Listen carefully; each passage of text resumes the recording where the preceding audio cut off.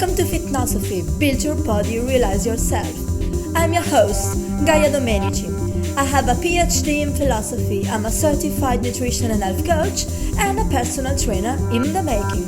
This is my podcast, where we'll be discussing how body, mind, and spirit are all connected and how their balance defines our health. If you're passionate about training, nutrition, and overall optimal performance, then you're in the right place.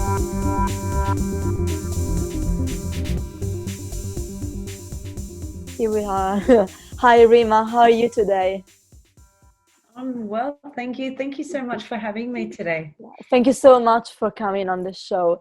You guys don't know, but me and Rima have known each other for about a year, because we both graduated from the same health coaching college, and we were partners in one of the assignments that we had. So we had to chat. It was like a mock session that we did, and we had to describe it. It was a very nice experience. And Rima is into detoxification, so she's a kind of an alchemist playing with superfoods and helping the body get rid of toxins and that kind of stuff. That's what she's into. Yeah. So Rima, why don't you tell us something about yourself, like who you are, where you come from, your story, what brought you to that kind of career? So my journey started about 5 years ago. I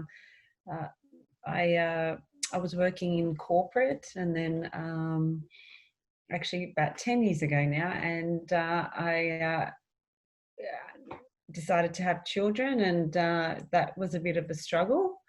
And doctors told me I wasn't able to fall pregnant, and so that's how I started my journey on discovering food and health and all these amazing things. And we're fast forwarding 10 years later, and I've got 4 children.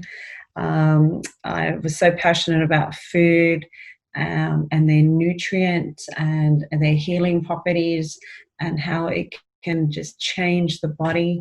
So I thought I will study it and be able to empower other people with this type of information. I felt like there was just not enough correct information out there. There was so much conflicting information. So, I decided to become a health coach, and I do focus on women, not just women, but I focus on busy women that don't have the time to, or the understanding, or the tools to be able to, be able to achieve their health goals. So, and what I do, I come in and give them nutritional guidance, and we do a nice action plan, and we have sessions every few weeks. And what we then do is we reevaluate, and we basically help them achieve their goals. So, that could be with hormonal imbalance. It could be with detoxing, headache, stress, chronic illness, inflammation, all those things that that seem to be so common these days, and and about empowering them with the right information so that they can then go on their healing journey. That's cool. And I think it's something that's really needed nowadays, because especially women feel so stressed out, because the thing is that I'm really proud of the level we've achieved. So in terms of rights, so women must have the same rights as men. However, from an hormonal point of view, women are different, and sometimes these differences tend to arise. Not always. It depends on the individual it depends on the woman, but sometimes you can tell you're not the same as your male co-workers, and and sometimes you might need some extra support, because sometimes you're strong enough to do it by yourself, sometimes you're not, and that's nothing wrong with that. So that's a really cool thing that you're doing, and I think there'll be more and more need. I also coach, I tend to coach mostly women, even though I do take some men as well. I don't send anyone away, but I'm trying to kind of not teach them, but to show them that they can be strong, and that they don't need to be on a restrictive diet, to look good and feel good. So I'm trying to fight. I think we're both trying to fight a lot of misconceptions around women, and we're both trying to give them a sense of independence and strength, maybe. And empowerment, absolutely, yes. I feel like knowledge is empowerment, and and that's the key as a health coach, really, to be able to navigate for them. So you said that you basically work on hormones and also on detoxification. I think we'll need to do more than one episode together, but just for now, to as starters, why don't we start talking a little bit about detox? That's such a common, such a popular trend at the moment. Everyone speaks about detoxification, and they sell all those detox teas, and they sell plans, programs like cleanse your body in 10 days, basically starve yourself. I think it was a little bit more popular in the past maybe 10 to 5 years. Now it's getting a little bit less popular, because maybe people are getting more clever. They're getting smart enough to understand that kind of plans will never work. But why don't you explain to us what it means to detoxify your body, and how the body detoxifies itself, because the body has the power to do it. It just needs some extra help from external stressors, basically. Absolutely. Go ahead. So look, detoxification is really about cleaning and cleansing. Using the natural pathways our bodies have to remove toxins and contaminants and they could be things like heavy metals. It could be things from our diets that we've picked up. It could be from the air we breathe. It could be absorption through our skin. There's a whole array, pesticides, viruses, mercury, copper. There is a lot out there. So essentially, with detoxing, you want your body to be able to be clearing that through the 4 pathways, which we know are the liver, the kidney, the lymphatic system, and the colon. So there are exits, and so going back, so the reason why we want to get rid of toxins is because if we're not clearing them, they actually can create disease in our body. So when pathogens and toxins come together, they tend to feed off each other, and they can create an array of symptoms: chronic illness, inflammation, and sorry to interrupt you, just to clarify, what do you mean by toxins? Because people might don't know what toxin, they might not know what toxins are, because everything seems toxic or so when I talk about toxins, I specifically talk about say heavy metals, so aluminium, mercury, copper, things that we pick up, silver amalgams in our teeth, leaking mercury into our systems. It could be the fluoride in our water. It could be environmental stuff, pesticide on our foods, and also it could be the food that we're digesting as well that have and so if you're like there are a few examples of what toxins are. And again, it could be cologne, perfume, filling up the car with gas, smelling things. So it could be both, say, natural and manufactured things that we find in our environment, and that our body is not fully able to get rid of. Because so they can be both natural elements, such as compounds found in foods, or in I don't know, plants, or in metals that we deal with. Yes. However, they are in excess, so our body can't really get rid of them. And plus, they can also be some manufactured compounds, such as plastic, or alcohol from perfumes and other kind of things. Yeah. Okay, yeah, it was just to clarify, so that, you know, we've got also alcohol and drugs and stuff like that. Again, yeah, drugs are a big one. Yeah. Yes, and medicines and things like that too. Yes. Yeah, they build up, and if they're not cleared out or filtered out, again, they can just sit there. Yeah. Yeah. So our body has a natural way of filtering, and we kind of depend on it to do that. So I think I touched base on it before. So our liver, it is it's like the largest. It actually, the way detoxing works, it starts from the liver. It follows a route. So it follows the liver, gets to our kidneys, lung, and back again, and goes over and over. It just filters. Yeah. And so we want to get that motion right. So with the liver, it creates bile in our digestive system. It metabolizes. I'll just read some notes that I have here, which are quite fascinating, because it metabolizes carbs, lipids, proteins, materials that our bodies use. It stores minerals and vitamins, and it has over, it's got hundreds of functions that it has to perform. That's just the liver. And it filters the blood through.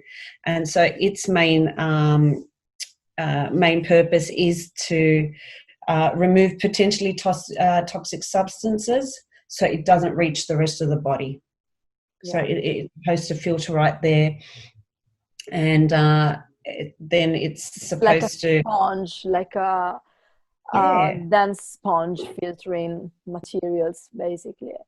Yeah, absolutely. And if I can add something, that's why, I mean, because of all the many functions of liver, liver from organic grass-fed animals is also one of the most nutrient foods you can find, because of the concentration of minerals and vitamins that are actually produced in there.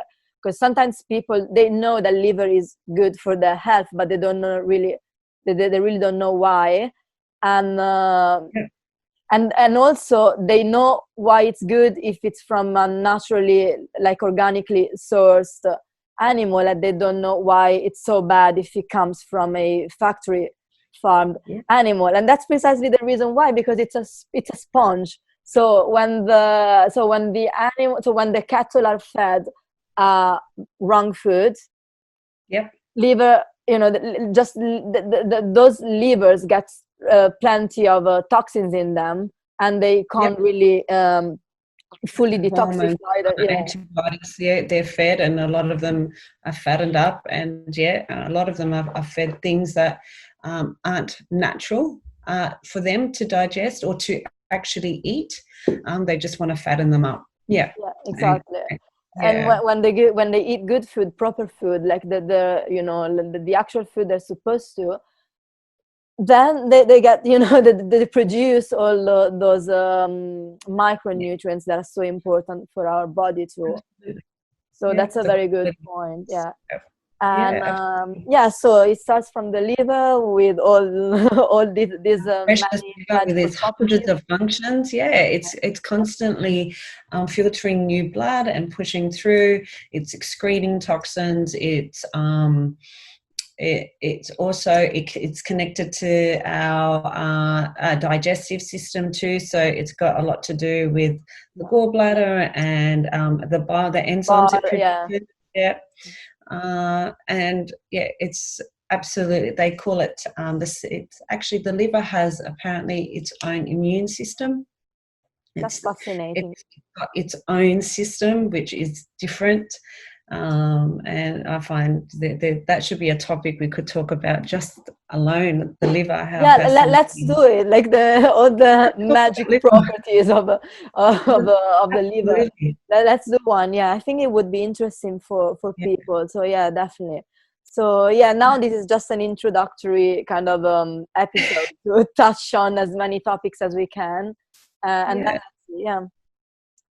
yeah, And so yeah, so that's one of the main filtering systems, and then we've got the kidney, which again it filters the blood, um, and it also the kidneys prevent waste buildup. So again, it's kind of stabilizing and creating hormones and communicating that to the liver. And the way it excretes, it's through urine. The way it filters out that waste is through urine. so And guys, so drink your water, because absolutely. And that's why that's crucial. It is, especially in the mornings, trying to get that nice flush of water after a good night's sleep is crucial, because it actually goes in and it cleans the kidneys and the intestines, and it actually removes the buildup that the body's been working really hard to get rid of while you're sleeping. So yes, lots of water first thing in the morning yeah, it's really good. Um, and then we've got the lymphatic system, which again, they call it the sewer system to our bodies, because it's the sewerage where all the fluid and waste and cells are sitting in there. And again, our lymph nodes serve as filters as well, and they remove bacteria and viruses and harmful substance. That's the job. So that's why it's important to also keep that in check as well. yeah, Yeah, so, and the lymphatic really is the exit for the lymphatic system is the skin. yeah.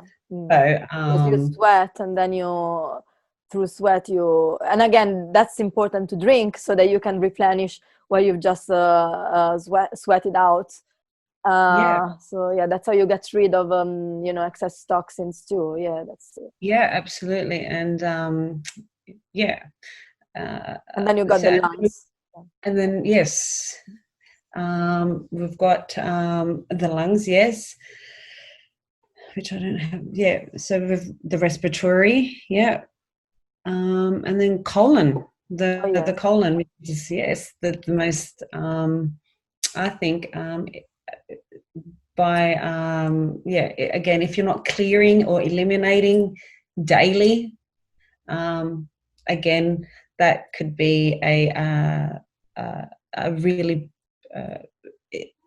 it could not be very good for your again, holding up that build up there is only sending it back into the bloodstream, yeah. and with Through losing the other. blood-brain barrier can reach the brain as well. There's a gut-brain axis, but that's again a topic for another We're episode. going That should yeah, we should do that. But yeah, that's really important, because apparently we don't know whether inflammation starts in the gut and reaches the brain, or whether you have an inflamed brain already, because or whether you have an inflamed gut already because inflammation is in your system. But either absolutely way, they're connected.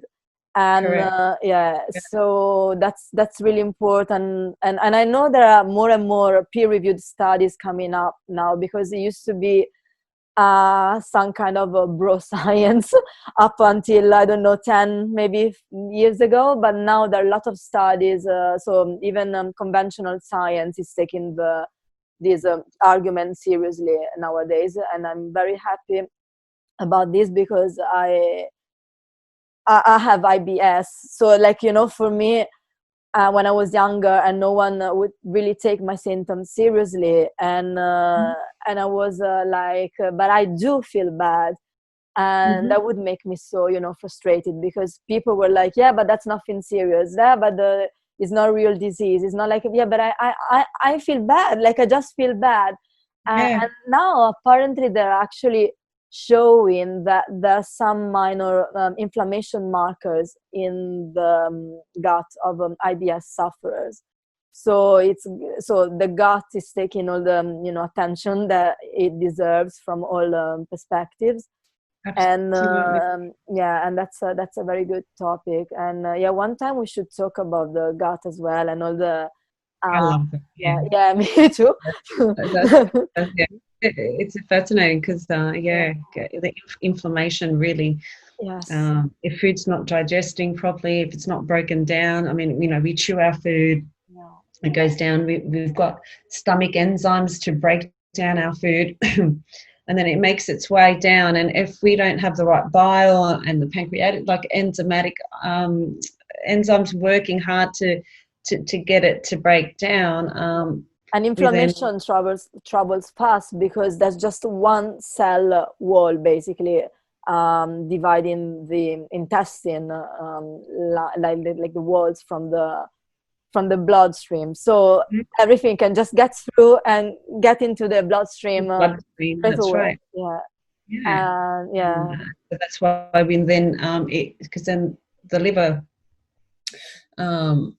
it's always got that blood passing through, and if it's toxic and the liver's compromised, then what's it doing is just pushing it back through, and that's when inflammation and other health conditions tend to occur.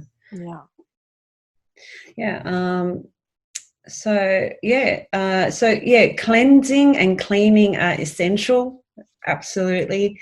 When we're detoxing, we're cleansing and cleaning out. So we're hoping that our body is filtering what it should, but it's also cleaning, and that's through food. Right? When we eat food, we're hoping that food will give us the right nutrients so it can do what it should on the inside.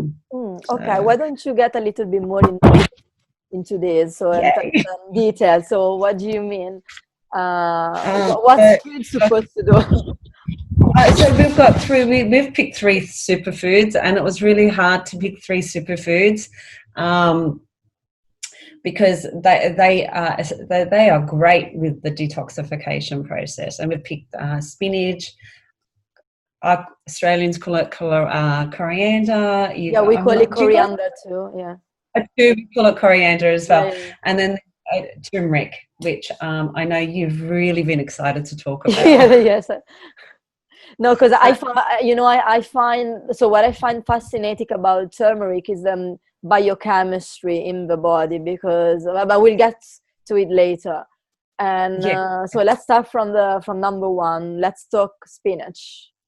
I think we also, before we get into the foods, I know that you wanted to talk about glutathione levels. Yes, I forgot. Like glutathione, like what it is. Are you? Sorry, you see. Because I knew about it a lot, and I know it's important in protecting the liver as such. But however, I'm just reading up on it. It's definitely a master. And I think that's also a reason why people should be appreciating bone broth more, because of the high glycine content. And I think once people because everyone has a sense of what healthy food is, but they don't really know why. So let's try. And if you look, I think on YouTube there's so many interesting videos or podcasts. However, they might be too technical for like the average audience. So if you're already, you know, if you're already technical yourself, like maybe we are, we're able to follow those videos and you know, and podcasts. But for someone who's completely new into the subject and they just want to gain a little bit more of knowledge, it has to be translated. So I guess that's what we're trying to do today. So to make something which is super technical a little bit more accessible for, you know, so that everyone can kind of learn something new, hopefully. So yeah, let's get into glutathione and glycine. So it's so what that it does, it's a cell that we've got.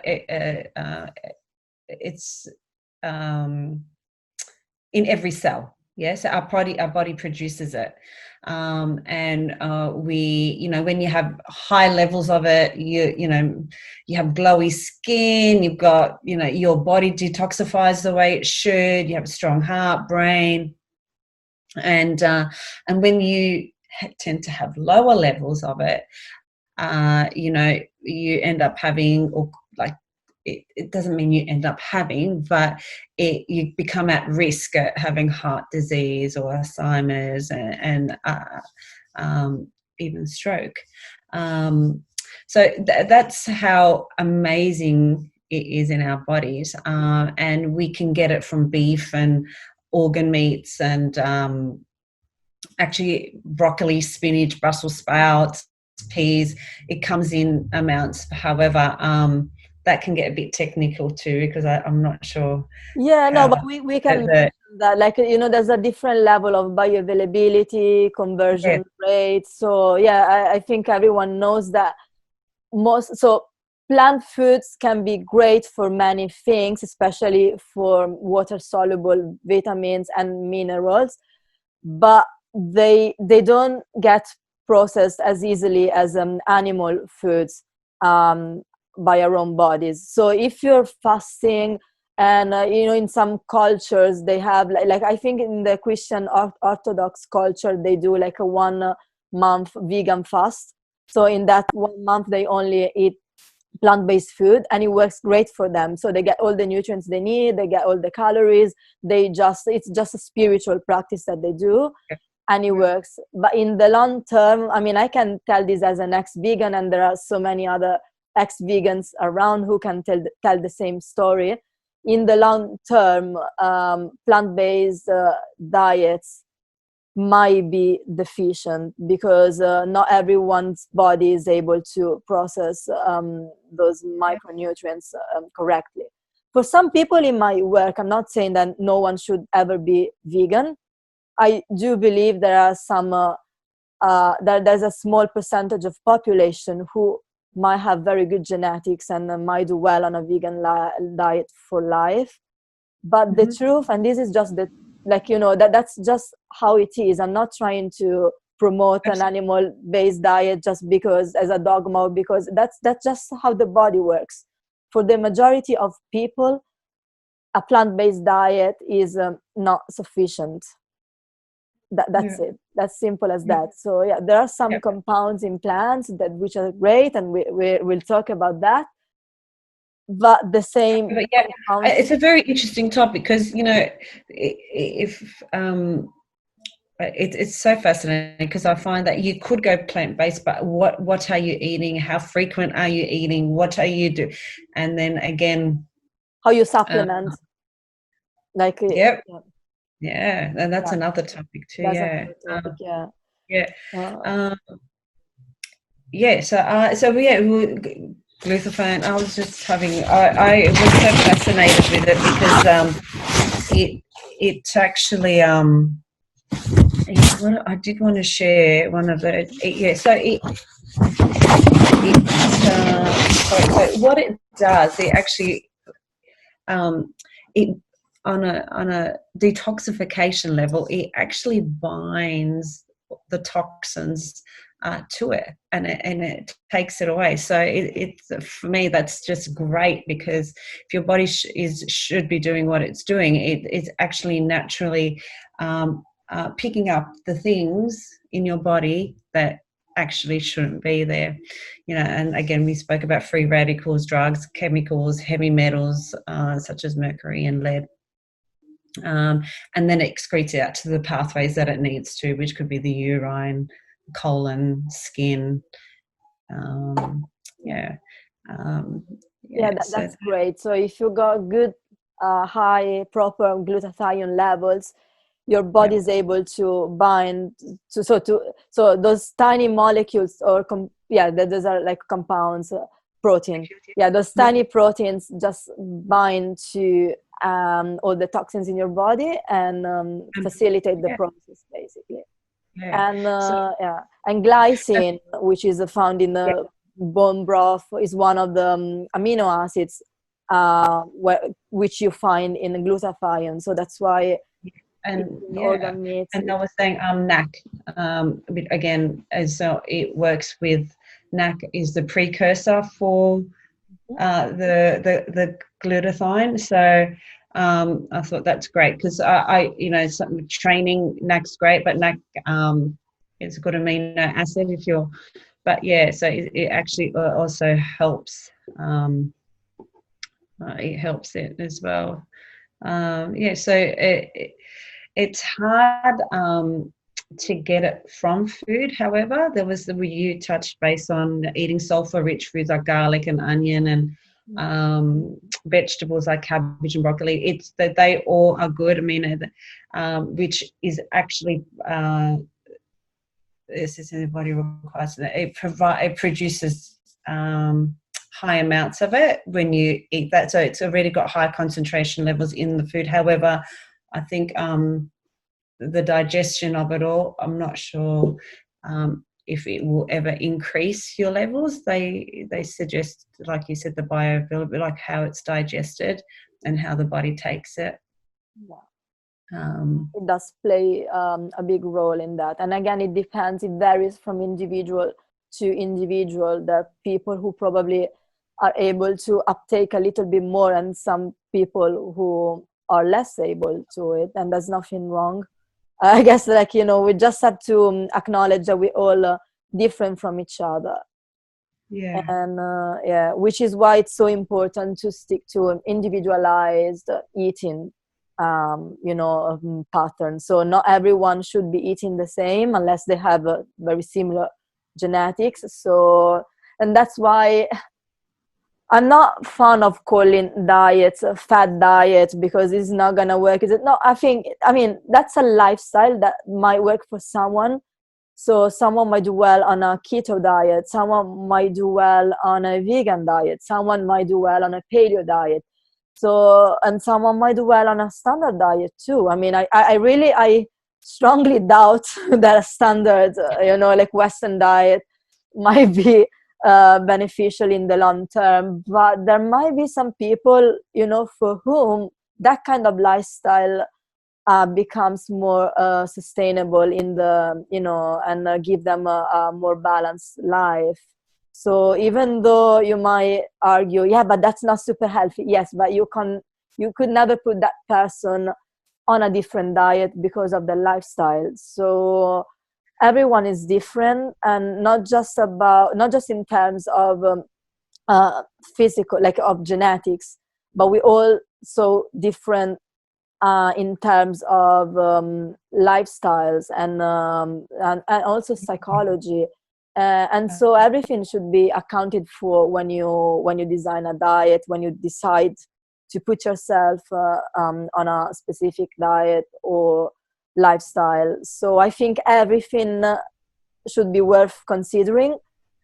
So I'm not fan of calling diets a fad diets, or like everything should deserve respect, but you should be able to acknowledge that a certain lifestyle might work for someone, but not for you. I agree, 100%. My husband and I, we too different as well. Like we, husband and wife, and we have different dietary decisions or lifestyles that we want to lead, and that's it. He can't. He don't. And it works for him, and what I do works for me. So it's right. It's exactly right.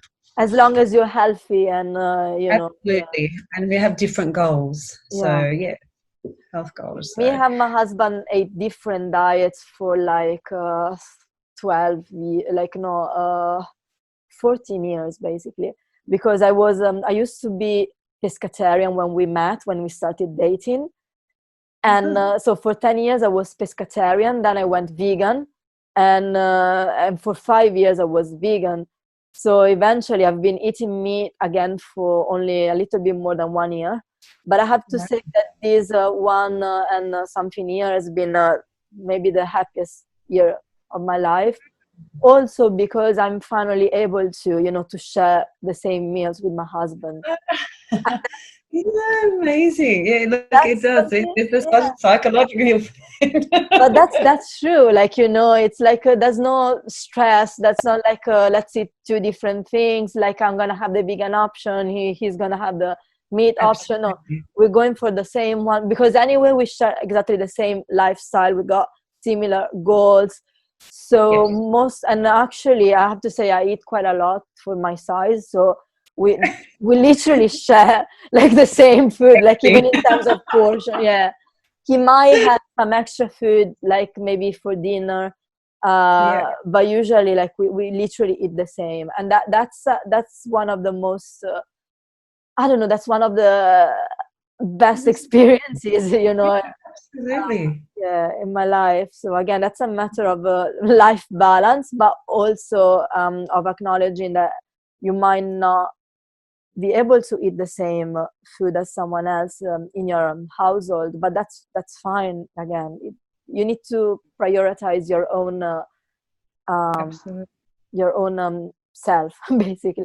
And I was during the podcast so the last episode I recorded, which hasn't been released yet, we were talking about goal settings, and motivation, and we briefly mentioned that as well. Like the same way you brush your teeth, the same way you clean and you wash your body, that's how you should be treating your nutrition too.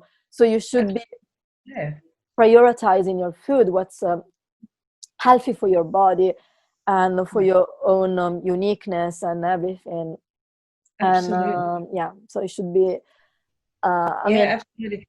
nutrition deserves a little bit of a higher maybe role in society. So I yeah, agree. that's great. Thanks. That's great that you Yeah. so you clarified what glutathione is and how it works, and if there's anything you want to add to conclude this topic. Look, no, I think we've covered it all. Yeah, no, it's fine. It helps. No, that's Yeah. fine. We can touch base on it with the three superfoods. Okay. Because yeah, I think that um, that because that they go hand in hand, because the glutathione is found in spinach as well. So we can Yeah. touch So base yeah, on that. let's move on to spinach then, and let's start from Yeah, let's move on to Popeye. the Yeah, Popeye. Yeah, yeah, exactly. yeah. Oh, look at those guns. Yeah. Yeah, no, very good. Yes, you're eating your spinach, I'd say. Yeah, no, not really, because you know what, spinach gives me itchy skin. So I love spinach, but I don't know if it's because maybe I overate spinach when I was a vegan, but now, or maybe because I'm still overeating spinach when I have it. So like I don't have it often, but when I do have it, maybe I steam like a huge amount and I I mean, should be eating reaction. less. It Oh, gives me, but that's so spinach and tomatoes too. They both give me a skin itch, like not crazy, but I feel it like here basically around oh, my nose and cheeks, like straight away as soon as I have them. So I'm has that trying not to always eat been it the so case? Has that always been the case? you know Has it? uh, so with tomato, yes, definitely, since I was a child, even though I mean, I do have tomatoes, like, you know, if I feel like, I'm trying not to eat too much of it, just a tiny bit, and, you know, but with spinach, I only noticed that since maybe, I don't know, a couple of years. And, and I don't think it's oxalate, because that's the only, that I will get to it later, but that's the only food that gives me that kind of reaction. So that's a bit weird. Like if it was, you know, like an excess of oxalate, there's so many other foods that would give me the same reaction. Absolutely. Yeah. Absolutely. So I do eat spinach, but only, say, maybe once a week, and more in winter time when there aren't many other vegetables available in my country. So I buy frozen spinach, you know, and steam them a couple of times a week, basically. That's good. Yeah, well, because spinach, it has chlorophyll in it. It's an anti-inflammatory, which for you, and it's great because it detoxes. It detoxes the body from toxins. So it detoxifies it. Yeah. So it's high in vitamin A and vitamin K, vitamin C, magnesium, and potassium. It's really high in A and K, though. So it with spinach, it's really light on the digestive system. So there's little work. It doesn't have to work hard to break it down or to digest it. So I'll give you some interesting notes about what happens and what spinach does. And it's not just spinach, it could be leafy greens as well. So when it hits the lining of your stomach, it actually, the leaves scrub and massage the linings of your stomach. So it cleans it for you, loosening trapped yeast, mold, fungus, or pockets of waste that are in there. So once it's going through, it's actually sweeping and cleaning, which is eliminating anything that's unproductive in there. Yeah. Spinach rebuilds the intestine, so that's exciting. The digestive. It has an alkaline composition, and it raises your hydraulic acid levels, which is important. It kills off unproductive bacteria, which we want when we're detoxifying, and it also so it creates an alkalinity in your lymphatic system, which is what we kind of want. We want it to be happy. And again, it when it's in the lymphatic system, when it's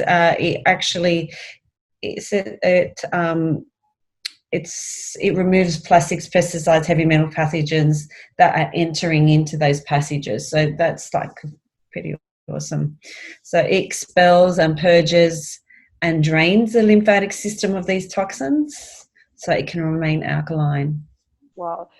So and how does it does so? Sorry, is it like because it binds to all those toxins as a brush, as a sponge, or how does it happen? The mineral salts it produces. So spinach has mineral salts, vital mineral salts, which does that. So I'd say that component there is it's got the sodium, it's a bioavailable iodine, it's got the sulfur in it, the magnesium, the potassium. It's got which are all critical for the neurotransmitter. So it signals to them and it causes it's able to give neuron support. And it's building electrolytes. So it also builds electrolytes in the system. Yeah, because of all the minerals that it's got. And how, in terms of bioavailability, like what kind of percentage would you say it is? And so of all those minerals that spinach contains, like what kind of percentage can be absorbed by an average individual? Actually, I would have to look for you. It's not actually, sorry about that. No, that's it's very high bioavailability because but I will definitely, I'll have to get back to you. I can Okay, look it no, up that now. was just just I was curious, and also because I think in one of the latest WHO reports, I remember they were suggesting that people consume dairy with spinach to prevent the oxalate contained in spinach from binding, to the so from building up in the body, basically. So if you consume spinach and dairy, the oxalate in the spinach would bind to the calcium contained in dairy, Yeah. and it would be excreted without basically causing any harm to your body, as opposed to eating spinach on its own, which might then create problem. Because I know a lot of people are concerned with oxalate nowadays. We've mentioned this already a few times so far. And oxalate is and again, what is oxalate? Shall we talk about this now? Do you want to? Yeah, you can. That's fine. Yeah. Yeah. So I mean, again, let's not get too technical with that. There are a lot of because there's oxalic acid. There are a lot of different structures that oxalate as a compound can adopt depending on how it binds. However, what's important to say is that it's a compound which binds to minerals naturally occurring in the body, the most important one being calcium, and creating potential issues. And the most, I guess the most famous one is kidney stones, and everyone knows about it.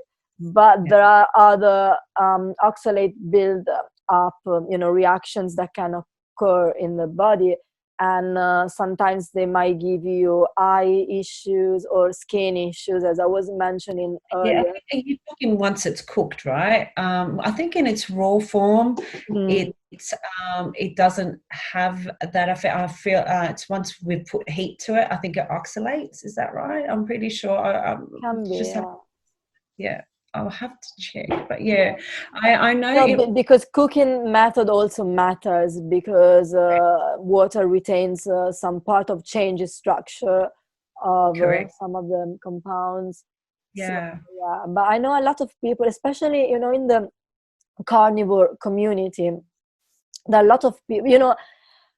Unfortunately for many people, everything has to get dogmatic. So if they're eating a plant-based diet, meat is bad. If they're eating a carnivore diet, plants are bad. It's not like this. It's not like that's not bad and good. Everything can be good and bad at the same time.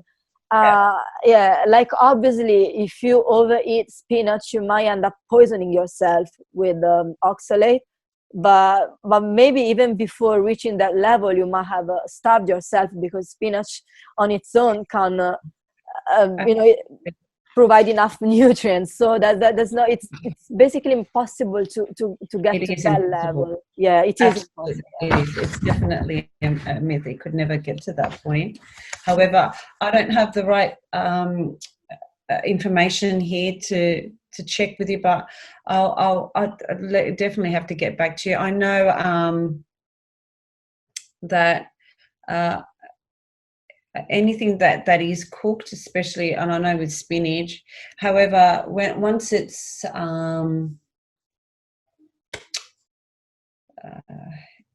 I was thinking of when it's juicing or when we eat it, it's just I'll just leave it there, maybe. And I've got some questions to ask. Okay, I'm curious to know what your take on juicing is, because I used to be a huge juicer in the past.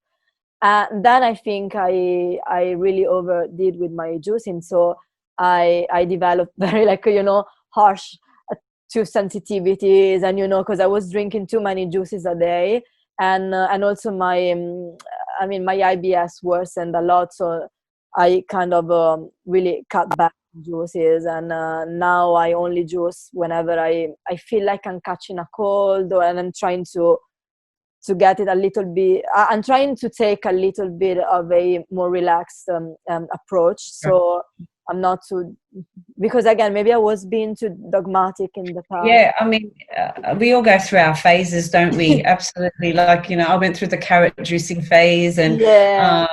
I was really big on beetroot and ginger. And I am a big juicer. I still am. And I love it first thing in the mornings, and I try to commit to one juice a day, whether it be, you've seen it on my post, celery juicing is just fabulous, and it is something that I do. But I do put spinach and cucumber and ginger and turmeric, and I'll whip something up every few days. But celery juice is consistent, same with my lemon water. So they're two things that I have incorporated into my diet for the health benefits, and for it just to help keeping me cleansed. Although I feel like that I do eat well, but it's something that it's a lifestyle choice now for me, and it's something that I look at doing. I'm quite disciplined with, because in the past I've had lots of issues, whether it be with hormones, with inflammation, and also with IBS. I've had a few symptoms there, and just always keeping I keep my diet really. I keep away from gluten, dairy, egg, and gluten and corn. So they're triggers for me. And so and I used to have bad acne, and just keeping those at bay, keeping the inflammation down, putting in those mineral salts into my system, lemon water flushing, gives my system a good start to the day. And then I go on to eat just a balanced diet there, vegetables, meat, whatever. But yeah, it's a lifestyle choice for me. My husband and my kids are different. Again, different health goals, and that's where we're at. But you see, that's so interesting again, because I've got IBS, but so gluten is a trigger for me, and dairy can be a trigger, but it depends on what source. So I can tolerate like some hard cheese and some Greek yogurt, as long as I don't exceed, my dose. And eggs, I mean, I love eggs. That's something that I could never. I struggled because I used to train as well. I had to eliminate one of those, my protein source. So how was I going to replace that? And it is a hard one to give up. Yeah, but for me, my biggest triggers are most fruit. Like literally, I react so badly to most fruit. Like I can only have berries and cantaloupe, but just in moderation. I can have lime, and I can have papaya, and apparently pineapple, but not so much. Okay. And that's pretty much it. I do have non-sweet fruits such as cucumbers and a tiny bit of avocados, and courgette, squash, but really like I can't have. If I had like 4 cherries like 1 month ago, and I got like terrible pain for 3 days in a row. And so I really react to I guess it's the fructose content, or maybe it's the polyols contained within the majority of fruit. And I react so badly to fruit, and celery and onions, garlic. Right. Yeah. So big no.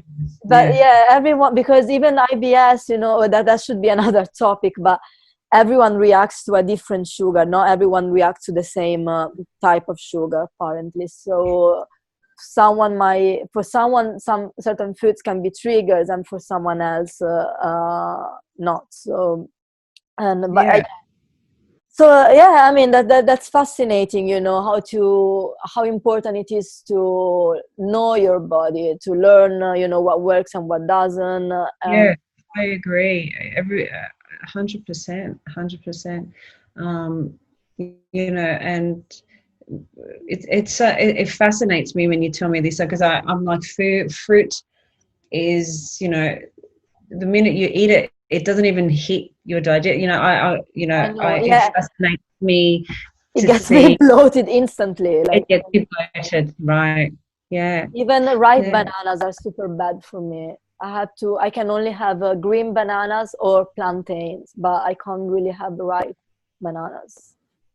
Right. And yeah, and you know, it sucks because that would be such an easy, you know, source of carbs. So even like, you know, in a post or Absolutely. pre-workout meal.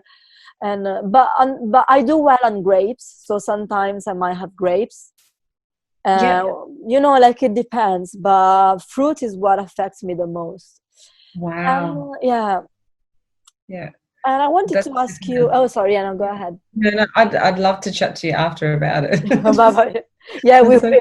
Maybe yeah. you got a solution. No, but I think I found my balance, so I'm quite happy with it. So, and I don't really miss. I mean, of course, I miss the variety and the social aspect of you know, eating a lot of fruit. But I found what, you know, what I can have, and I'm quite happy with it. Also because I've always been a huge fan of berries. So if I found that I wasn't, yeah, maybe if I found that I couldn't tolerate berries, You, yeah, that yeah. would have been a That's much, you know.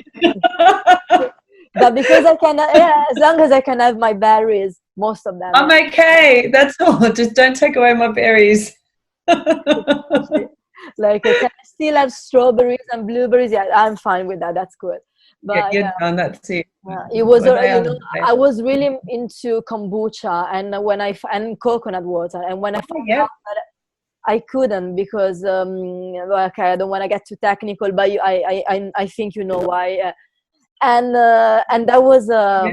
a painful, you know, discovery for me because I Yeah. used to have both Oh, of them on a that daily would have basis. just set you off. Yeah. Yeah, Yeah. The bacteria in that would have set you off. yeah, Yeah.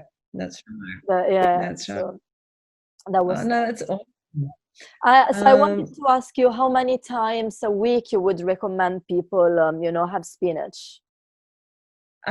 Look, for me, every day, but not everyone's in that. I think it has just the benefits outweigh it. I mean, a salad, it's a good prebiotic. It's good for you know it's got beautiful vitamins and minerals in it. I would suggest, you know, as often as you can. If you can't have it, put it in a smoothie. You know, you know, it just, uh, yeah, I think that's a wonderful way. A salad before dinner, again, it's a great way to add your cucumbers and lettuce to cucumber and tomatoes and onions and garlic, things that you cannot have. But yeah, and Most people lemon, can't. Yeah. yeah, yeah. So And yeah, and what's your response to those people, you know, who are afraid of oxalate and I think glutamate as well, because I think spinach contains glutamate yeah, as I well, think and it, lactans. They got a lot of lactans apparently. Like, what would you say to those people who are, you know, super scared of plant foods because of the anti-nutrients? You know, have in moderation. I mean, if you're scared of if you're scared of eating it for that reason, I'd say put those fears aside, and it's all about balance. It honestly is about balance, and you know, uh, start off slow, small, and gradually build up. If you've got intolerance like yourself, I was just reading here.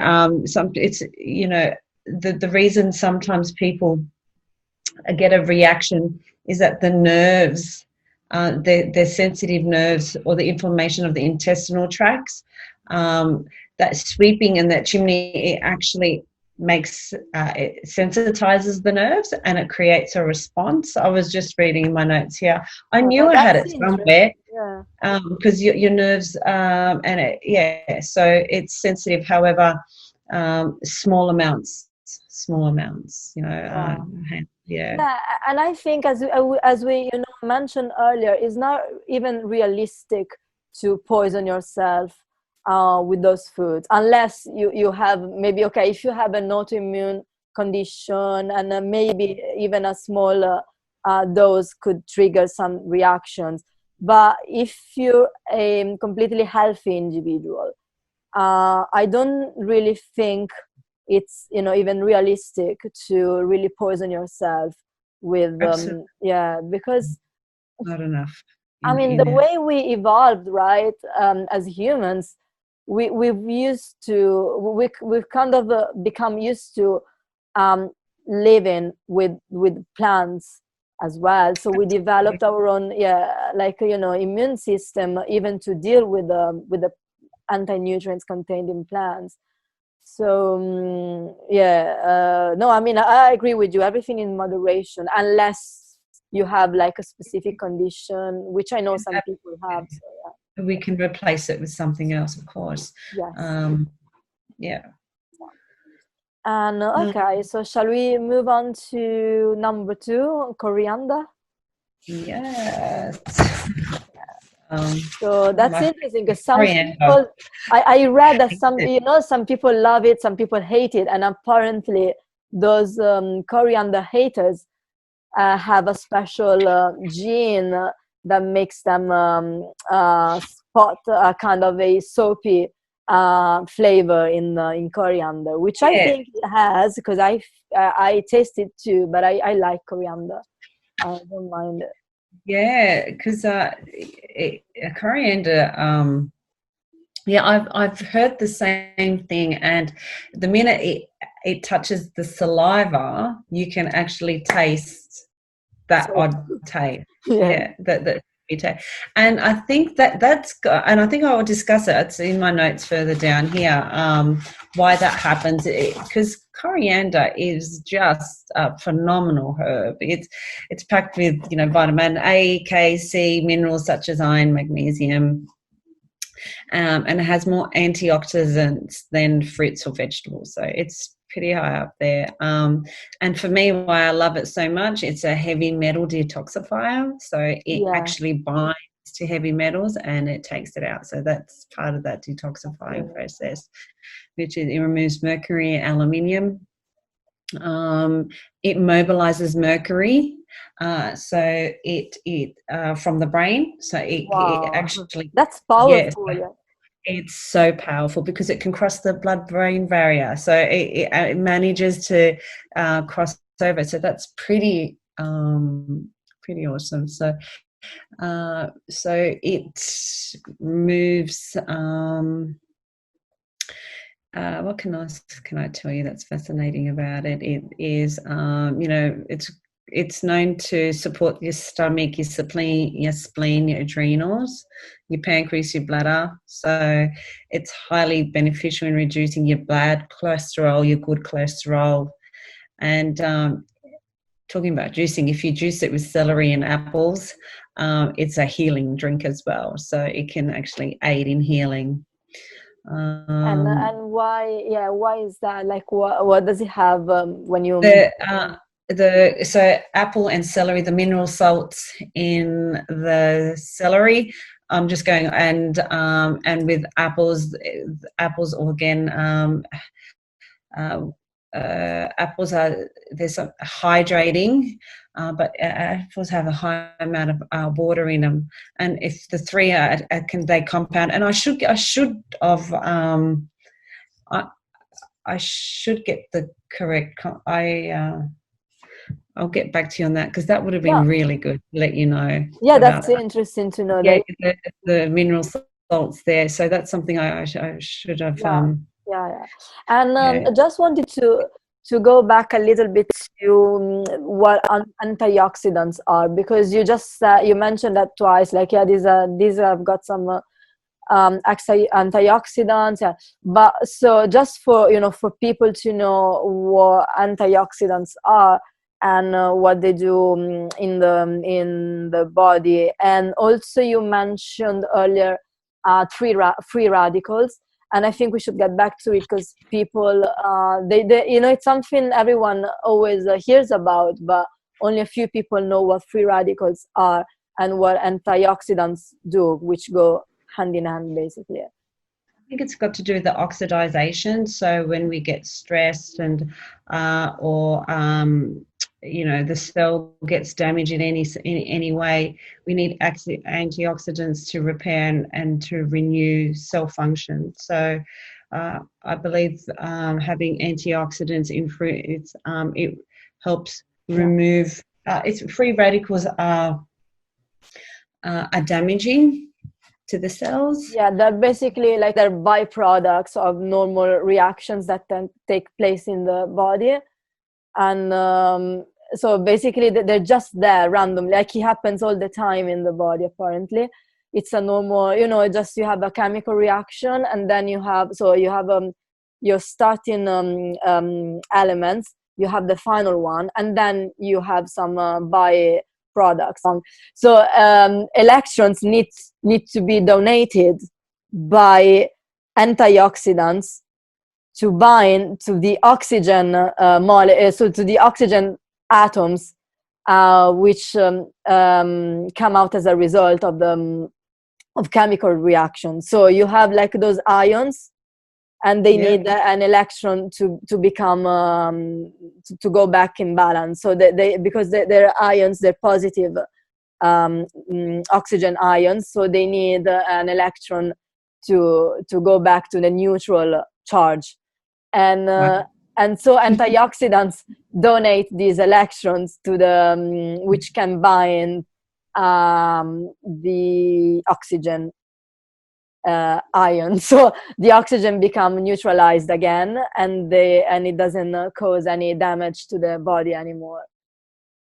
And these antioxidants can be certain vitamins, minerals, or flavonoids, and which are compounds found in mostly plant foods. I think I got this right.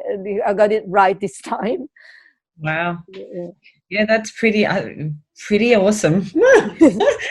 So yeah, science was not my favorite thing, but you definitely I'm quite nerdy.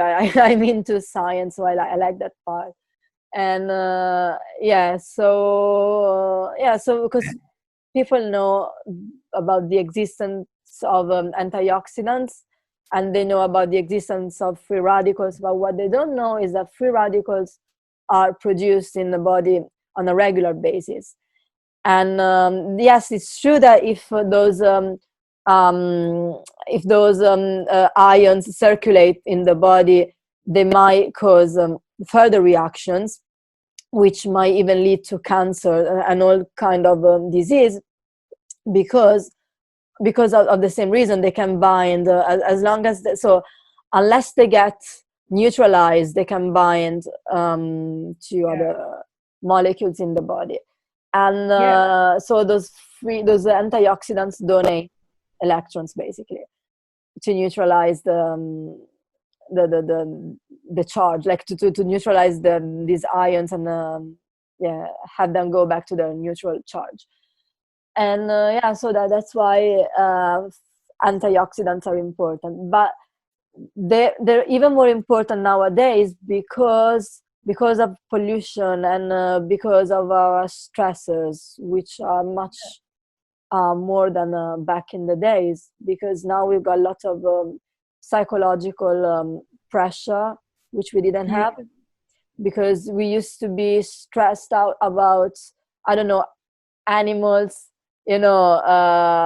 possibly hunting us, or us not being able to hunt our own food, or maybe, I don't know, cold weather approaching. But those were like physiological, normal stresses for us.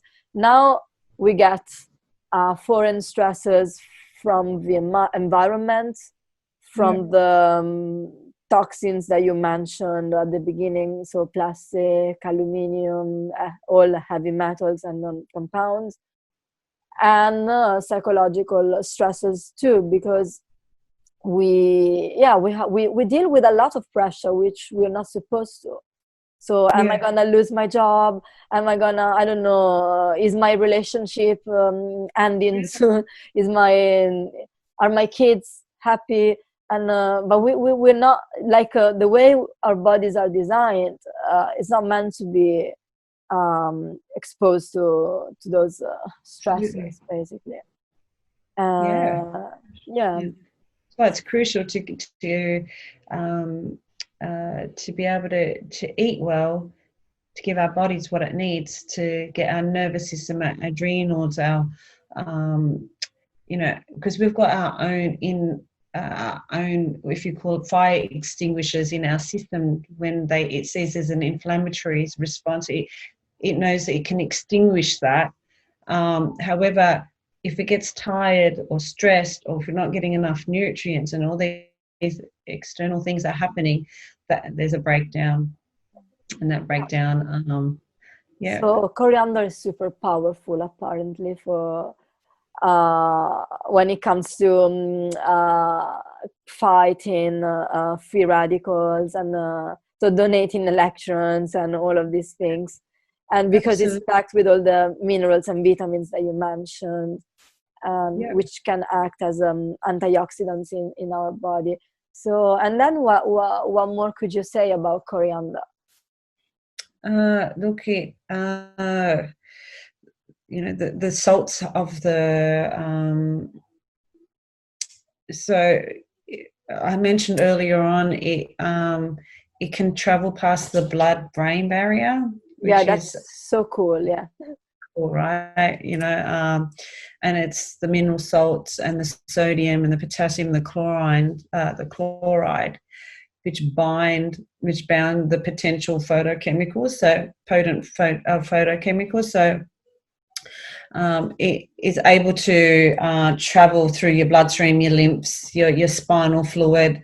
So it can get everywhere. This is coriander food. It's just unbelievable. And so is it not dangerous to, like, say, if it's not maybe organically sourced? No, because I guess because it can cross the absolutely. So it can be both very good and very bad at the same time. Correct. Yeah, that's exactly right. It's important to know, to note that, yes, please, organic if you can, or if it's grown in your own yard.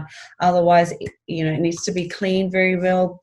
Aluminium-free bicarb soda, put it in the sink, get some bicarb, aluminium-free, soak it, and it will help clear away a lot of the pesticides and herbicides. That which is something we didn't mention, but it's important when it comes to especially superfoods, which are mostly plant-based. Absolutely. Yeah, absolutely. Cleaning is crucial. So that's important. So my go-to is always bicarb. It's really good. Again, aluminium free. So there's soak it in there for a little while, and rinse it, dry it, and get it in you. We talked about it removing heavy metals from the brain. It's freeing up neurons from toxic heavy metals. I think you'd like that. That sounds very sciencey. That sounds very yes. I love it. That's what I was thinking. So it's so powerful that it crosses the blood-brain barrier and actually reaches all the neurons and clears them up. That's unbelievable. Like, so powerful. But also dangerous at the same time if it's not properly dealt with. So if it's not properly cleaned and if possible organically sourced or grown in your own backyard, because of this reason. So it might become actually very dangerous, which I didn't know until today. So because I usually get mine from the organic shop, at the there's an organic shop in my neighborhood, And I usually, I wash it with bicarbonate of soda, so that's fine. But sometimes, occasionally I would just get it from the grocery, shop on the high street, which is not, very reliable in terms of, food sources. So now I'll make sure I will never get my coriander from that shop, and I will always get it from the organic shop at the just behind my corner, basically. That's nice. I know. And just for the viewers, it's the stem as well that is just as good as the leaves. So I know, That's good to not know. like parsley, we cut the stems off. No, parsley, with coriander, the stems are just as effective as the leaves. So. That's good. And does it have the same properties, or does it have different ones? The stems. Actually, I think I do have it in my notes. I think they're definitely the same property. I think there's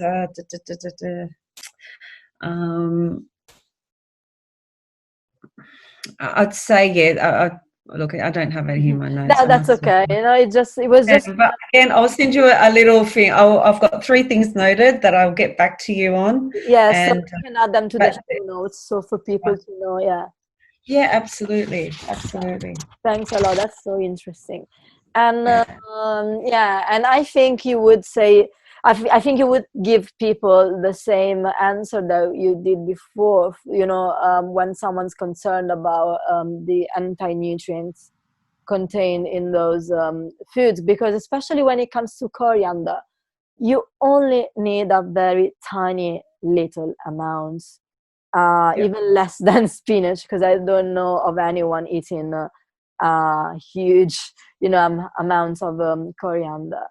No. So there's really nothing to worry about, unless you have a special condition. And but again, dose, start little, exactly, start weekly, and then over time start to incorporate it more and more into your diet.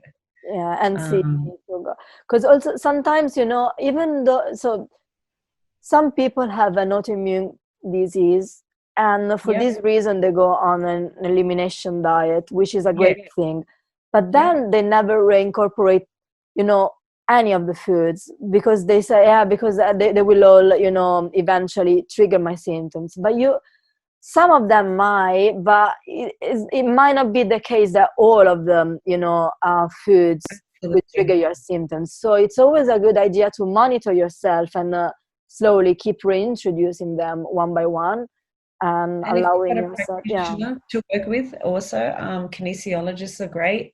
They can muscle test it. My husband had a disease autoimmune disease about almost 5 years ago. It was fibromyalgia. So wow.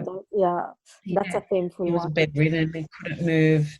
Like one day he was normal, and bang. And again, we did go on, he went on an elimination diet, and so we took everything out, and we had to eventually slowly reintroduce foods, and some took longer than others, but yes, the whole idea is to get back.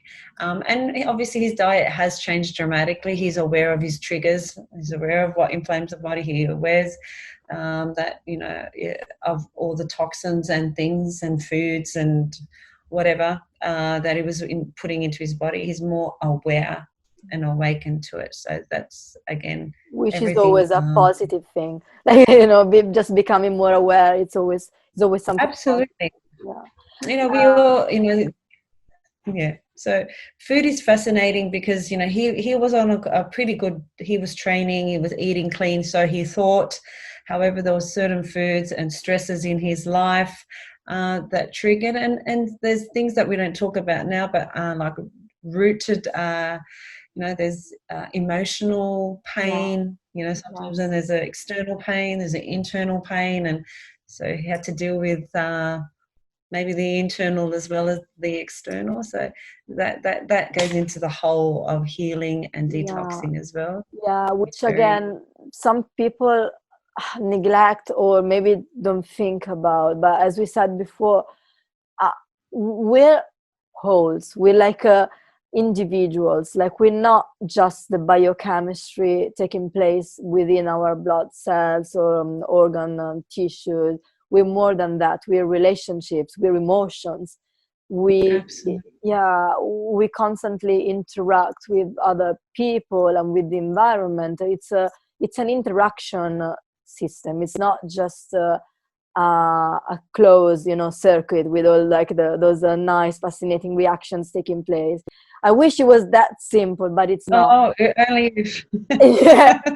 But again, sometimes people, especially from the carnivore community, they tend to be so dogmatic. They're like, oh, I resolved all my autoimmune issues. That's good for you, but you might consider reintroducing certain foods. I'm not saying you have to go back to eating Western like standard diet, but you don't have to be so dogmatic with plant foods, because yeah, Absolutely. they might have some benefits. They might have and also because some people are like, yeah, but because of all the anti-nutrients, you won't absorb most of the nutrients. Yes, but can you really afford a meat diet, where you can get all the micronutrients from? Because I know it's possible in theory, but can you really afford to pay that much for your organ meat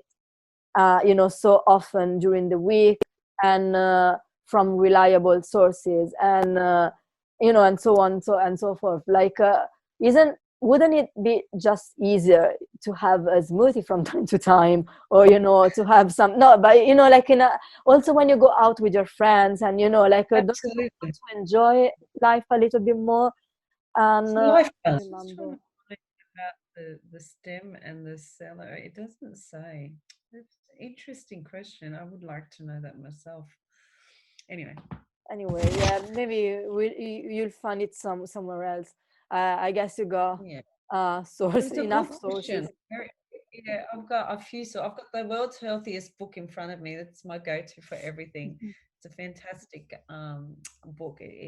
It's got a lot of the stuff that you probably like to know, compounds and stuff. But I've got my sources from everywhere. I mean, I do a lot of reading, and I suppose I don't spend so much time understanding uh, the the the biochemistry of things, and which is a shame because um but yeah, you mentioned before we were speaking about how if someone there's a lot of people that don't like the taste of coriander when they put it into their mouth, and it actually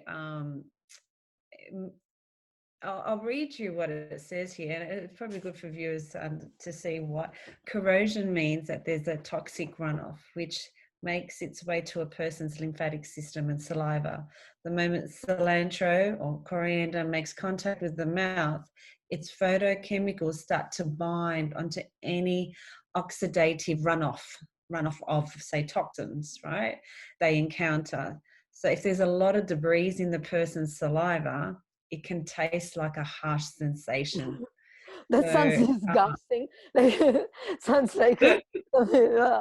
But yeah, no, but that's really interesting to know. yeah, it's not to say that they're unwell or not what good or whatever, but if someone doesn't like it, Mm. tends to mean they carry a lot of debris in their mouth, in their saliva. So it means that there's probably already kind of toxins already there, and Mm. yeah, That's very interesting, because that's a good friend of ours, and one time she came to visit us. It was 3-4 years ago, and we took her to big shopping center near Stratford, and then they opened up for the Olympic Games, in 2012, and so we took her to that shopping center, and there are a lot of nice restaurants. There's a food court, and we took her to the Indian restaurant, because I mean, we just let her choose where she wanted to go. and she didn't know what to order. So we recommended, oh, go for biryani rice because that's so nice. And she never had, biryani before. So she had this huge plate in front of her, and at the first bite, she was like, oh, because of the coriander, because it literally tasted like soap for her. She was like, and so my husband finished it for her, and then that was so sad. Yeah, he wasn't he didn't really mind too, but that was really sad, because then we brought her back, and she ended up eating fried chicken at a chicken shop on High Street. It's like, see, like, really, we wanted you to spend or chicken. Yeah, no. Oh, look. Like, yeah, chicken is safer. Okay.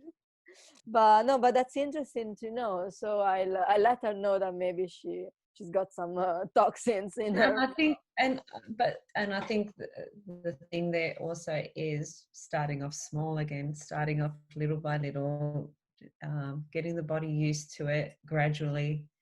Yeah. I don't think she'll have coriander Never, ever again.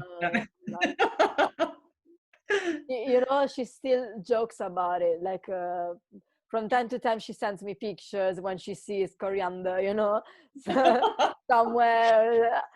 But because, I mean, that was a very fun experience for everyone. And, but yeah, I don't think she'll ever even try to taste coriander. But that's good to know. That's very interesting to know, because I mean, we don't know whether it's true, but that's an interesting hypothesis, which can make sense. Like, you got a lot of debris in your saliva, a lot of toxins you need to get rid of, and yeah. And okay, shall we move on to the last one on turmeric? Yeah, turmeric. Now, reason why I wanted to talk about turmeric is because it's something that sometimes gets misunderstood by people, because they think it's magical. Like, turmeric, now it's super popular. I don't know if it's the same in Australia, but in a lot of coffee shops, we sell turmeric lattes, and it's super trendy. Yes, exactly the same. We do too. And people don't, they have no clue, like, they just because something becomes trendy, they don't know why, and they'll just go for it. But turmeric has got nothing magical in itself, as it is, but the way it acts in our body can become magical if combined with the right other nutrients, and with other maybe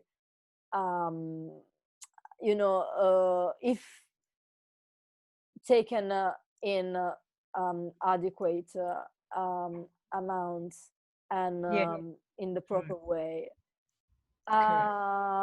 So why is turmeric so famous? Why is this golden kind of a root? Herb is so well. What we know is that it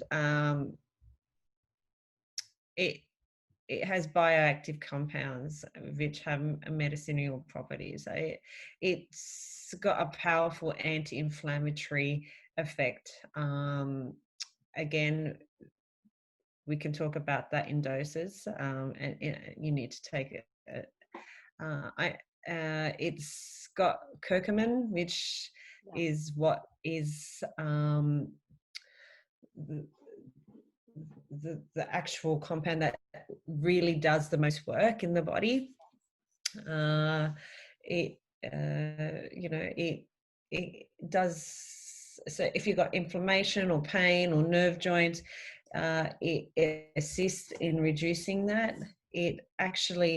It's good because it helps circulate blood, which we like that, especially when we're detoxing, and that's why turmeric is good for that. It promotes circulation, especially if you've got a sluggish liver, which is really good. Again, it can inhibit tumors, cysts, and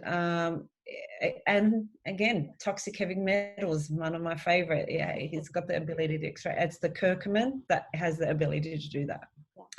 Yeah. So there. Yeah, let me share with you my concerns about this.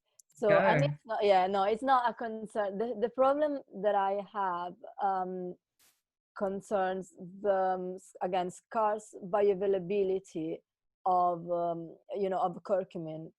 And also that, so this is one of the studies. I've got more here. Yeah, the problem, so apparently it's got a lot of good anti cancer properties, but if you look at the studies, at the trial studies that have been done, you'll see that because of the poor bioavailability, even if you take curcumin from foods, chances are very low that you might get all those benefits to effectively fight cancer.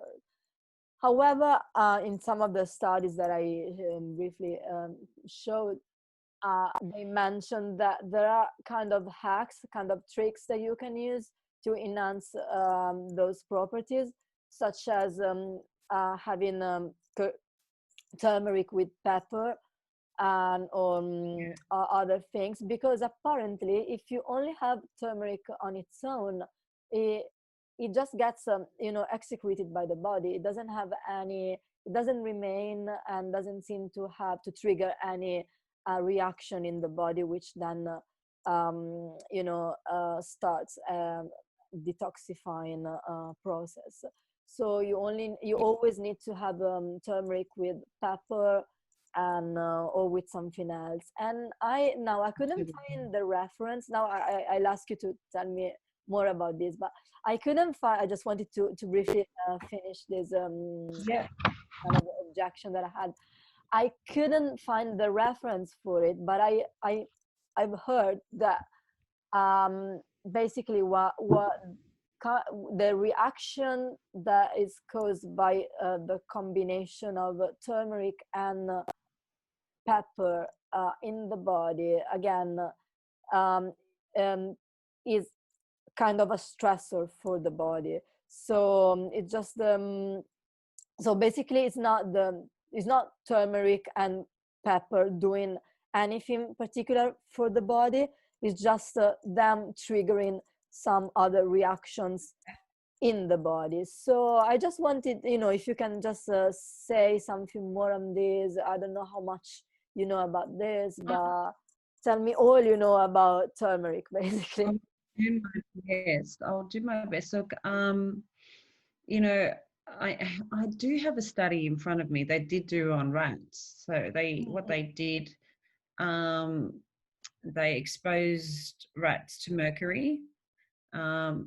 Following a 3-day treatment period, the rats treated with curcumin experienced a protective effect from oxidative stress induced by mercury. So what it was saying is that, the stress that the mercury had on it, it was able to remove the stressor from it. And so it also showed that this is in rats, that the markers of the kidneys and it actually reversed the kidney and liver injuries that were there from the mercury. So there was a reduction in mercury, and it suggested that it potentially enhanced the liver filtration. So, and was it just curcumin on its own? Like, was just turmeric with no pepper or no? That's right. It only the study says it was just turmeric. Yeah. So because what I read was that it seems to be working in rats, but apparently the way curcumin is processed by the human body is slightly different, so it becomes less bioavailable. And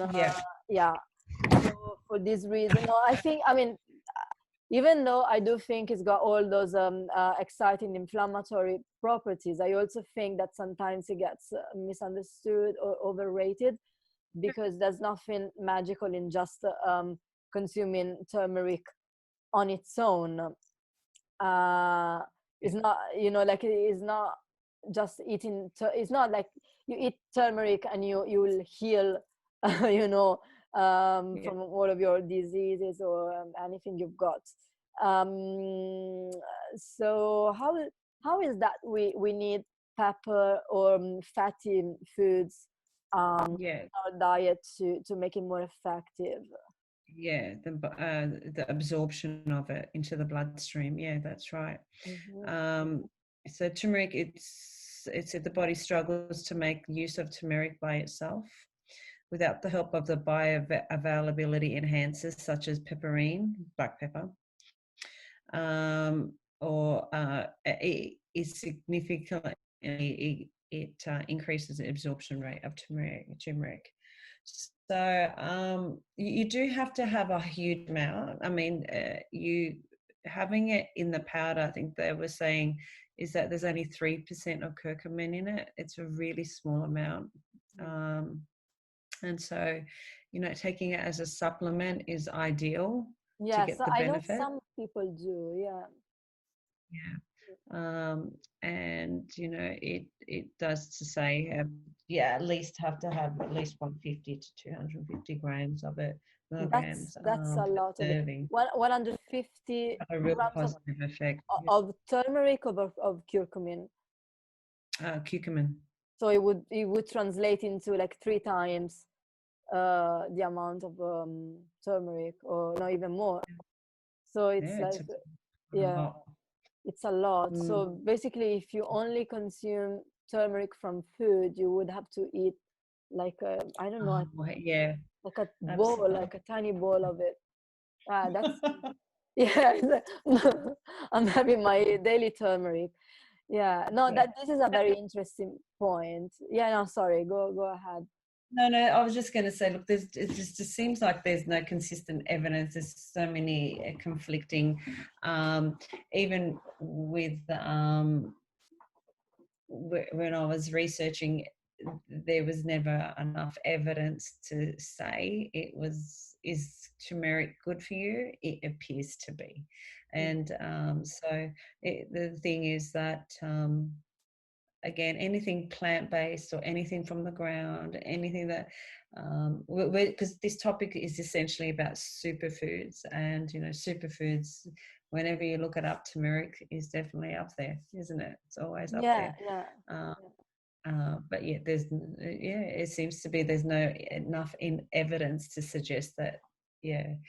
Look, just from a detoxing point of view. Go ahead. Sorry to from a detoxification process,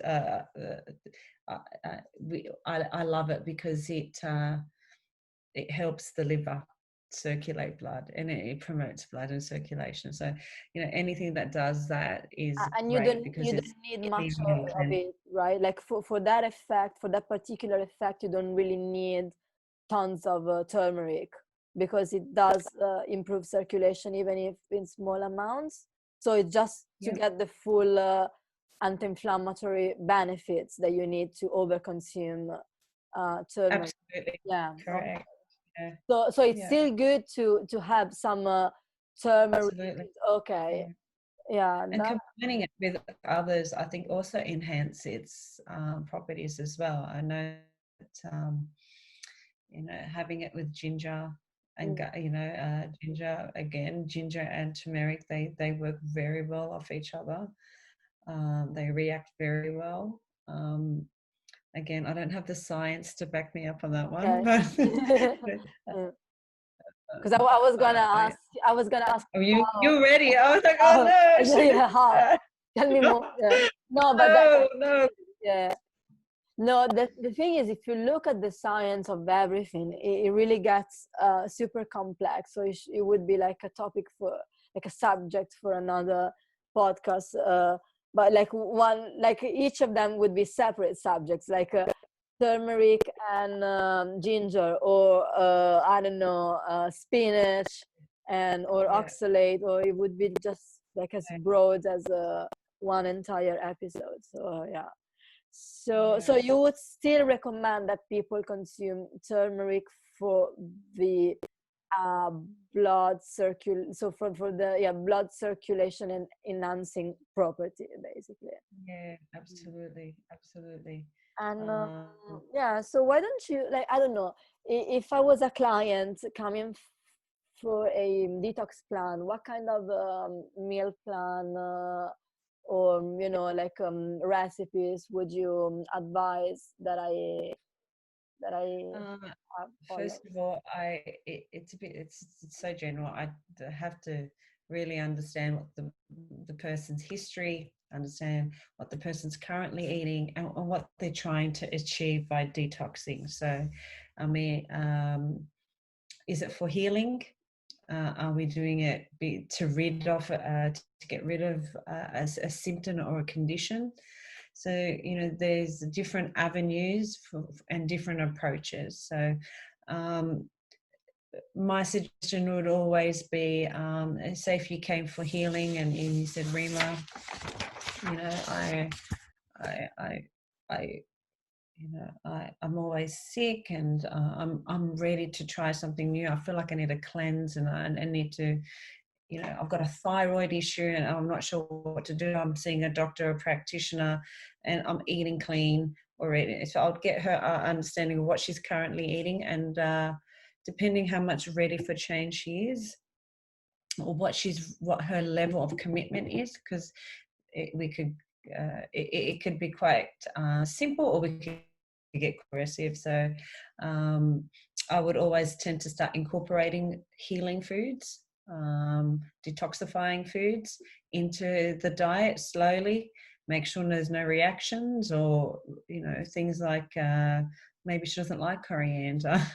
But what I'll do, So my she's got morning too many routine is toxins, so I know she's one of those. yeah. No, it's not. It wasn't toxic. It was debris. It was like Yes, the it breathe in the mouth. actually. Yeah, Yeah, yeah. she which doesn't necessarily mean she has a lot of toxins in her body. However, in the mouth it could have been. Anyway, yeah. So I would honestly look at maybe starting off with a morning routine. I think that's a great phase one of a detox. I think I love a good morning routine, and I probably suggest a bit of a fast in the morning. Yeah, totally. When I say a fast, it would be just like juicing, smoothies, still getting lots of nutrients put into the body. However, just we're trying to take the load off the digestive system while it was detoxing overnight. And in the water, like a lovely tall glass of lemon water first thing in the morning to flush it all out. Juicing is not for everyone, which is okay. But if you can get a green juice in there, or if not, we can get a smoothie together, and you can put a bit of the greens in there, banana, all the things that you can't have right now. I know, but So no, you would be very different.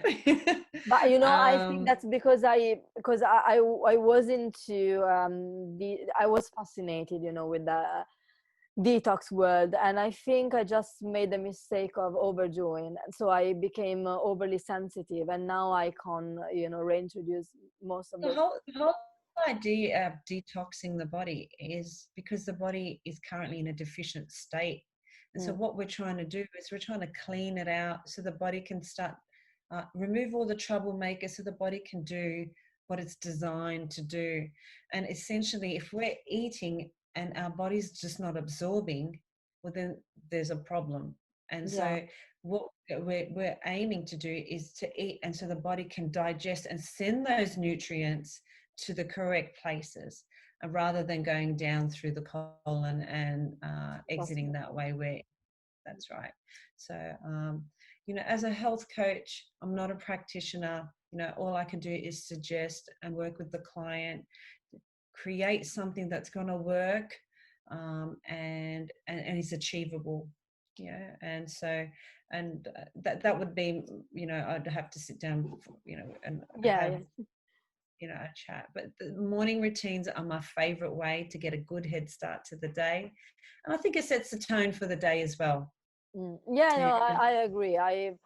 I've got my own routine as well, and I agree. And I wanted to briefly go back to fasting, because I was gonna say, so yeah, detoxifying from food is a great tool, but it's not the only one that you have, because science supports, seems to be supporting in this moment, other tools that we can use, other tricks that we can use to detox our body, so to help our body detox itself. And Absolutely. yeah, so, and one of those is fasting for sure, but there are also sauna or cold therapy, so exposure to both cold and heat, and also exercising. That's a great stressor as well for the body, and you just sweat everything out. And yeah, and grounding as well. Grounding is another one, because of the electrons that you get from the earth, and which again binds the free radicals. So it's as we mentioned earlier, you got those ions circulating in your body, and thanks to the contact with the earth, you get some electrons to bind those ions, and stabilize, neutralize the charge again. Which is fantastic. Yeah, and so I mean, even because some people might, so, and also as you said, juicing is not for everyone, and also some people might not even have the time or the money for it, because I remember when I was into juicing, I would spend quite a huge amount of money on buying just high quality fruit and vegetables. And, absolutely. and it's time consuming, and you need to clean the juicer, and you want to buy an expensive one because you don't want to you don't want a high speed one. You want a masticating juicer. You want something that slowly chews all the plant and fruit matter for you, so that it maintains as many micronutrients as possible. So it costs a lot of money, and it takes a lot of time, and also some people might have some food sensitivities like myself. So if you're not in the position of juicing, or even smoothies sometimes, even though they're more accessible, that they might not be for everyone. So some people might find more appealing to maybe practice intermittent fasting, and maybe just drink some water and lemon. And I don't know what your take on coffee is, but even black coffees, just to mobilize fats in the bloodstream. And because we didn't mention autophagy, but autophagy plays another huge role in the in the recycling process of the taking place in the body. So when the cells recycle themselves and eat themselves basically, and reintroduce all that matter back into the bloodstream to be reutilized and then excreted. And so for some people, I don't know, maybe fasting and cold exposures might work even better. I had, so in the first episode I did, it was with Taylor Thompson, and we discussed his Wildman Strength protocol, which was about that. So like cold exposures in the morning in a fasted state, after some light cardio or some movements, or some Tabata style, like a brief, like it doesn't have to be I mean, it can be intense but brief, or it can be a little bit longer but low. So not like a crazy, like a run or nothing like that. And, in a fasted state with just some coffee in your system basically. then called like maybe if you can red light therapy, and then some if you can, but again not everyone can. No, And then just cold showers or ice baths if you can. And so that's it. Yeah. Baths with, What's your take on all of this? Epsom salt. Epsom salt is great as well. Baths with Epsom salt, bit of lavender. Epsom salt and lavender work very well. Again, pulling out those toxins and relaxing. I love it. Yeah. Yeah. I love Epsom salt. Yeah. Yeah. Get yeah. Yeah. No, that's good. So yeah, like I mean the detoxing. So the detoxification through food is one way, but there are other ways because as we said, the body is a machine, and as such, it knows how to detox itself. It just needs some help, like a little bit of help to do it. And is there everything? I mean, is there anything that we didn't cover and you wanted to talk about? No, absolutely not. I think we did well at covering the topics. I thoroughly enjoyed talking with you. It's been actually wonderful. I was very nervous for being my first podcast. Yeah, you did very well. It's always lovely talking to you. No, look, there is so much information, and it's just really navigating, isn't it? Getting through it all and trying to, again, and then it's got to fit into your lifestyle, and you've got to make it work. Yeah, I agree. And okay, so I'm gonna ask you the questions that I ask everyone, like last week questions. Yes. So last book you read, last meal you ate, and last body part you trained, if you trained. Okay, so last book I read was, and I'm still reading, is called The Cleanse, funny enough. And I'm still reading. It's my go-to at the moment. It's fantastic, by Anthony William. The last meal I ate was rice and tuna. Very plain, but still, yeah. Very plain. I had to get something in me before chatting to you. And the last body part I trained was back. My favorite part. Good. Yeah. I love this. Where can people find you? Because you're quite active on Instagram.